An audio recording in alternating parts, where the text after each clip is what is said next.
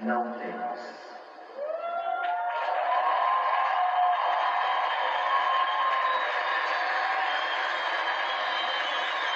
Tu converterás multidões antes do grande acontecimento. Encontrarás um que tudo te explicará. Muitas lutas enfrentarás, mas terás a vitória. O que tu queres, não te preocupes. Tudo será resolvido. Acordei às 3 horas da madrugada. Chamei minha esposa e ela disse: escreva essas palavras. Não consegui mais dormir. Ela disse: ora, porque na oração Deus me dará um discernimento. Às 6 da manhã, algo dizia dentro em mim: Sidney, pastor Sidney, só há uma pessoa que pode me explicar tudo o que está acontecendo. Esse foi apenas um em meio a outros acontecimentos que já haviam ocorrido comigo com essa mesma figura feminina.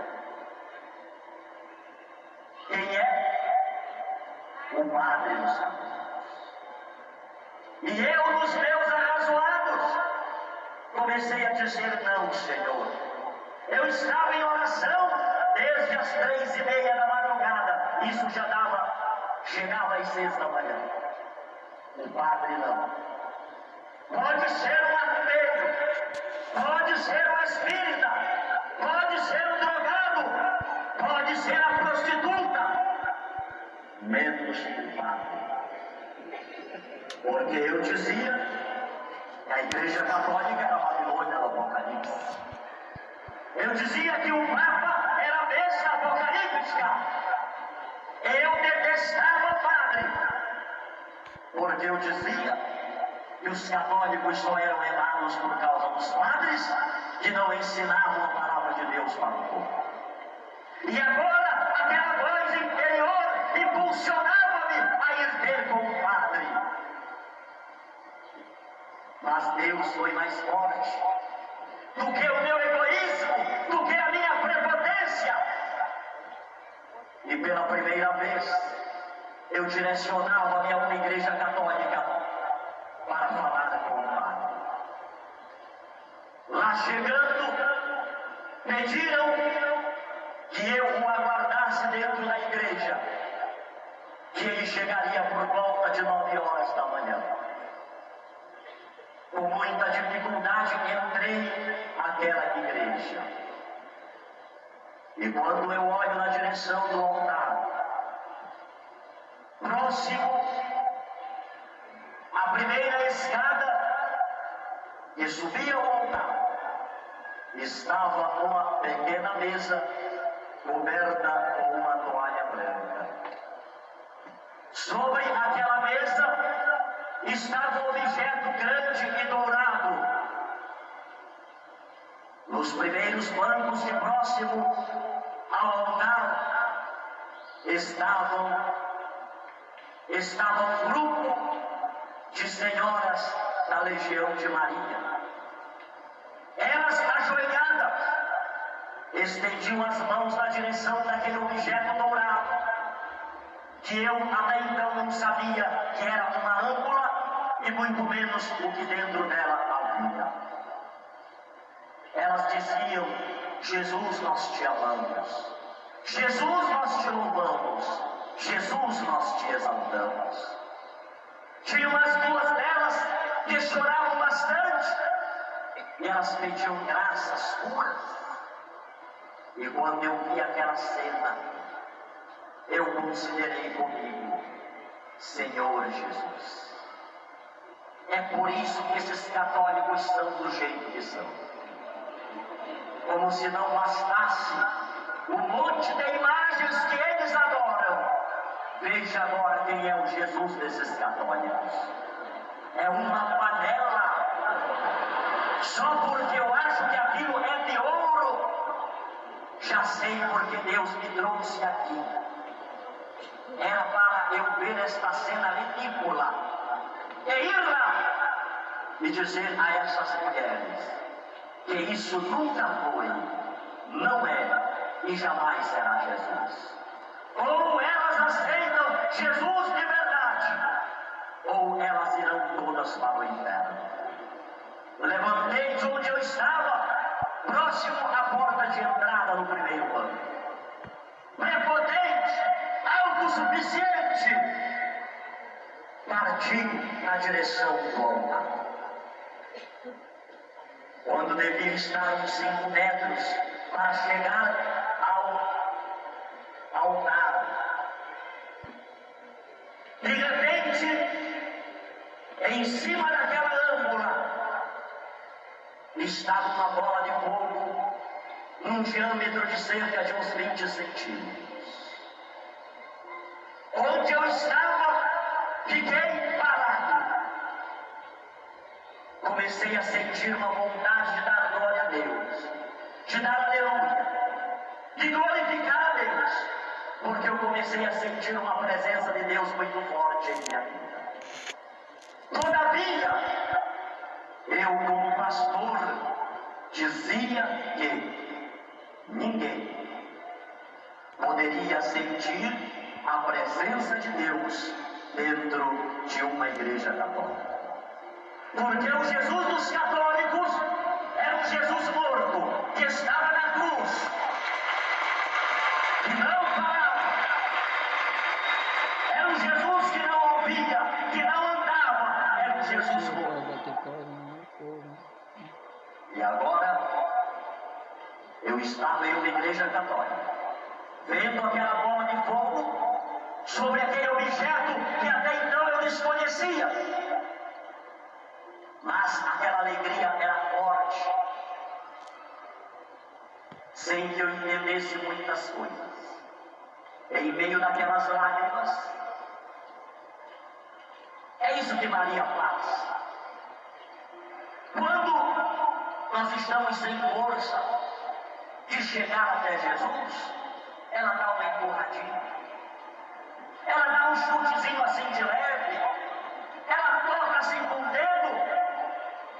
Naquele momento, parece que uma mão humana pegava aqui na nuca e empurrava-me na direção daquela mesa. Eu devo ter dado uns 2 ou 3 passos no máximo, e eu caí debruçado em frente àquela mesa, chorando, dando glória a Deus, aleluia, falando em línguas estranhas, glorificando a Deus.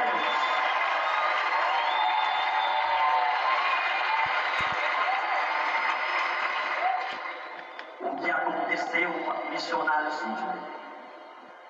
Aconteceu que, no dia 16 de dezembro de 1998, o primeiro dia em que entrei em uma igreja católica, Deus me fez ter a maior de todas as certezas da minha vida. Que certeza é essa, missionário? Que Jesus Cristo sempre esteve vivo, com poder e grande glória, dentro da igreja católica.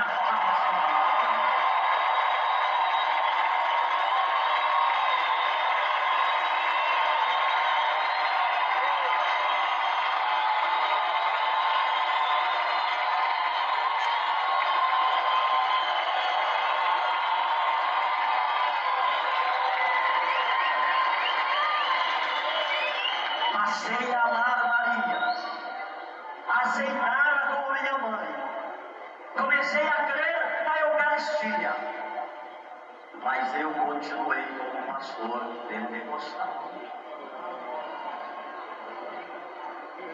Um belo dia,